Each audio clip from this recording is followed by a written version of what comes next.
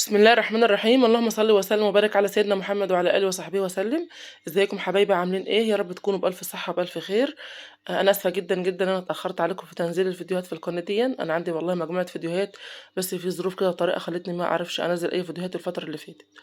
هنعمل يا جماعه النهارده صينيه سمك مكاريل في الفرن بطريقه جديده حلوه جدا جدا جدا. جربوها والله العظيم مش هتندموا، طعم ممتاز والطريقه يا جماعه تحفه. جربوها وارجعوا اكتبوا لي في الكومنتات تاني وان شاء الله الطريقه تعجبكم. اول حاجه انا معايا سمك مكاريلي كده يا جماعه زي ما انتم شايفين، ده سمك مكاريلي من الاصلي. الكيلو تقريبا ب100 في المحل، وبتلاقيه في السوق ب90 او ب95 جنيه. تمام كده. بتعرفي ازاي من بينه وبين التقليد؟ بتكون الخطوط اللي ورا ديت تخينه كده واضحه، لكن التانية بتكون خطوط رفيعه وسايحه كده في بعضيها مش مميزه. تمام كده.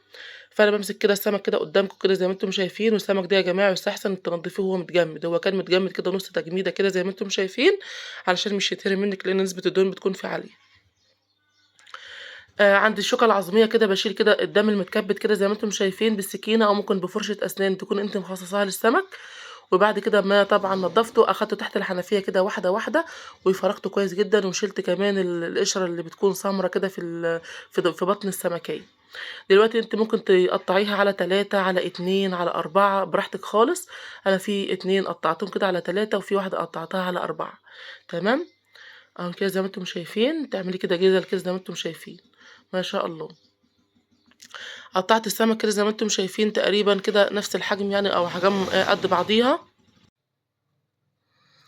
دلوقتي يا جماعة بعد ما غسلناه كويس جدا، احنا غسلناه بالمية بس، تعالوا بقى ننقعه علشان نشيل اي ريحة زفارة موجودة في السمك. تمام كده. معايا كمية كده من المية، معايا ليمونتين كده كبار كده زي ما انتم شايفين، ومعايا كده ايه كمية محترمة من الملح. تمام كده.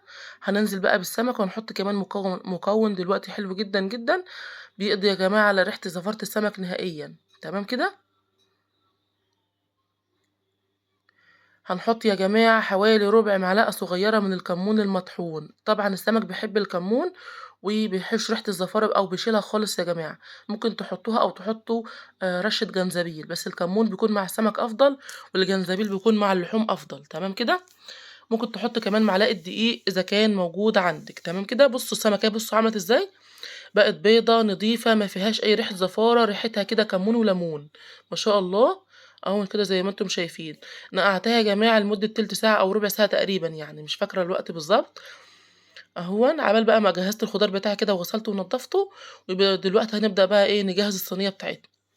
الخضار يا جماعة اللي موجود معايا كمية محترمة من الطماطم، ومعايا كمان ليمون، ومعايا توم، ومعايا بصل، ومعايا فلفل حامي وفلفل بارد، ومعايا نص حزمة بقدونس او كزبرة، ومعايا توم بودرة على بصل بودرة معلقة صغيرة، ونص معلقة صغيرة بابريكا، وكمان معايا كزبرة ناشفة وكمون وفلفل اسود وخل وملح وزيت. تمام كده. تعالوا بقى نشوف الطريقة بتاعت الصينية بتنعمل ازاي. بصوا يا جماعة، انا فرمت الطماطم كده وركنتها في جنب. ليه انا ما حطيتش كل الكمية في الخلاط وفرمت كله مع بعضه؟ عشان طبعا انا مش عايزة الصوص بتاعي يكون صوص سايل، انا عايزاه يكون تخين شوية، او يعني ايه يكون فيه كده ايه قطع صغيرة. تمام كده. جبت الكبة بتاعتي، حطيت التوم، حطيت بصلاية واحدة، ونزلت باتنين فلفل حامي اهون. هنزل بقى بفلفل رومي او فلفل بارد، يعني فلفل اخضر بارد. طبعا شلت البذور بتاعته اهون، حوالي 3 4 قرون كده زي ما انتم شايفين. هو طبعا مش كبير صغير، ممكن انت تستبدليهم باتنين كبار اهو. ومعايا طبعا نص حزمة بقدونس، ممكن تضيفي كزبرة اذا كانت موجودة عندك، او ممكن تضيفي خليط من البقدونس والكزبرة. في ناس بتحب تضيف شبت، بس انا الصراحة ما بحبش اضيف شبت في السمك يعني، خصوصا السمك اللي هو بتاع الصينية بتاع الفرن. لكن السمك المشوي بحط 3 انواع عادي مع بعض في الدقة بتاعت السمك، خصوصا الكزبرة والشبت اهون. كده زي ما انتم شايفين، هاخد انا الخليط ده اضربه في الكبة كويس، وهرجع لكم تاني. طبعا انا هحط عصير ليمونة على الخليط، واحط طماطمية واحدة اهون.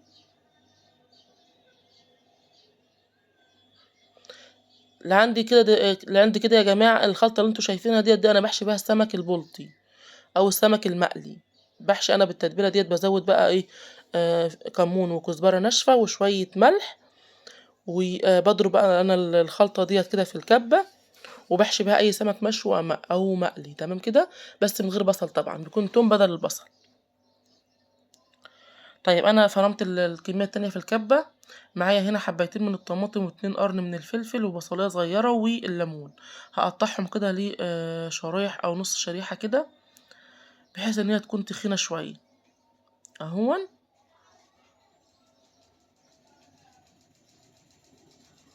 ما شاء الله يا جماعة حلوة خالص كده زي ما انتم شايفين، الخضار بتاعي خضار فلاحي طازة، لكن الفلفل اللي مش فلاحي يعني فلفل ايه جبلي. قطعت كده كل الكمية كده زي ما انتم شايفين، هناخد كل الكمية اللي انتم شايفينها ديت باستثناء شرايح الليمون. هننزل بيه الصلصة بتاعة الطماطم بتاعتنا اهي، العصير بتاع الطماطم اهون، مضروب بالطريقة العادية خالص في الخلاط بشوية مية صغيرين جدا. هننزل كمان بالخضار بتاعنا اللي احنا قطعناه يا جماعة اهون، معاه كده شريحتين من الليمون صغار. هننزل بقى بالكمية بتاعة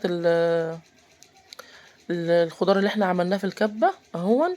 امشوا بالترتيب يا جماعة، ما ممكن تقولوا احنا نعمل كله في الكبة ونريح دماغنا، لكن لما تعملوها بالطريقة دي والله العظيم افضل واحسن كتير.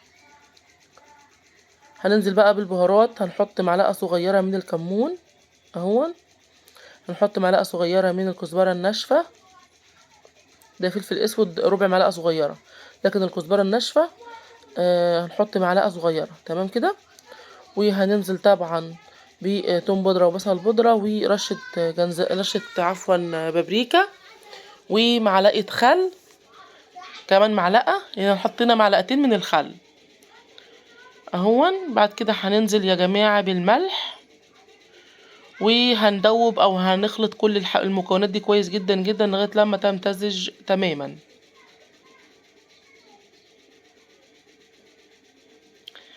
بصوا انا معايا تشطيفة الكبة واللبانة اللي كان فيها الطماطم، ضفتهم كده على بعض، او لو انت حط بس ربع كوباية مية علشان بس ايه السوائل تمتزج مع بعض كويس خالص. دلوقتي بقى السمك بتاعنا هنرصه، بس قبل ما نرصه يا جماعة نحطه ايه، هنحشيه من الخليط ده. لما بيكون الخليط بتاعك سايب شوية دي بيخلي السمك يمتص كويس جدا من التتبيلة اهون، ما شاء الله. بصوا هنملاها كده من التتبيلة كده زي ما انتم شايفين،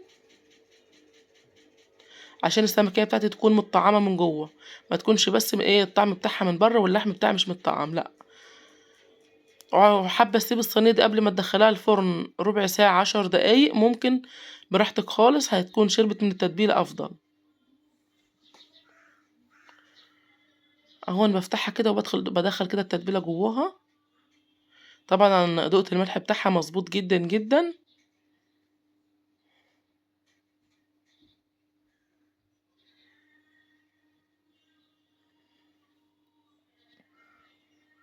طبعا ديت مش مفتوحة، فانا بقى ايه بحط فيها كده من جوه.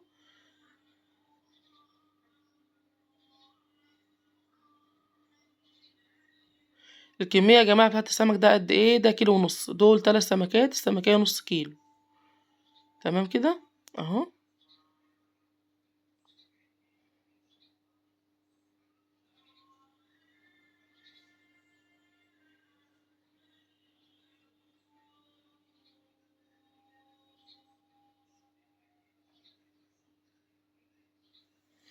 هجيب بقى المعلقة واطلع من الصوص اللي انا عملته ده فوق السمكة من فوق علشان ما تنشفش مني، عشان تفضل طرية وكمان عشان تتطعم اهو.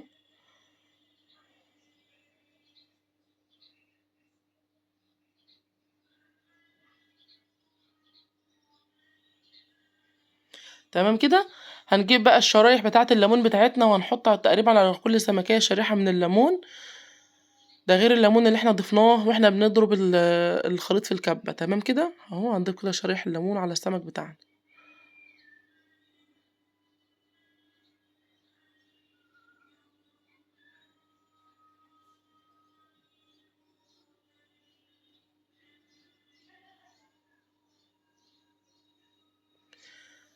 هنضيف بقى يا جماعة تقريبًا معلقتين زيت كده على السمك بتاعي، مش هنكتّر زيت لإن السمك بتاعي ده سمك أصلًا سمين، فمش مش عايزين نكتّر الزيت، لإن طبعًا الزيت مش صحّي يعني.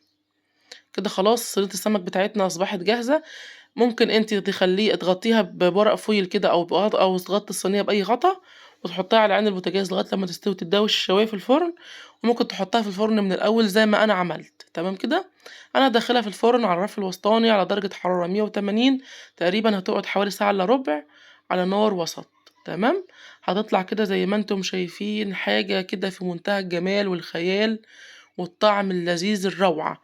كانت ريحتها عايزة أقول لكم قلبة الدنيا كلّها، البلد كلّها كانت عارفة إن أنا باعمل سمك النهارده. شايفين عاملة إزاي؟ تحفة، تحفة، تحفة يا جماعة ما شاء الله.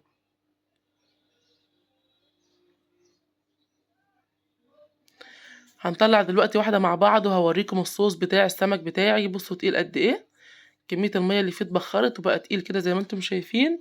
بتعملوا جنبها سلطة خضرا ورُز كده بشعرية، أو ممكن تعملوا رُز سمك هو رُز ببصل، بس إحنا بنحب جنب الصلصة ديّة أو الرُز بالصلصة ده رُز بالشعرية أو رُز أبيض، تمام كده؟ ممكن تاكلوا جنبها عيش، تاكلوها بالعيش يعني مع السلطة، والسمك بيكون كمان جميل جدًا، جدًا. بُصّوا يا جماعة، حاجة كده في منتهى الروعة والجمال، أهوًا مستوية واخدة لون ممتاز جدًا، جدًا، والله العظيم الإضاءة كمان ظالماها، شايفين؟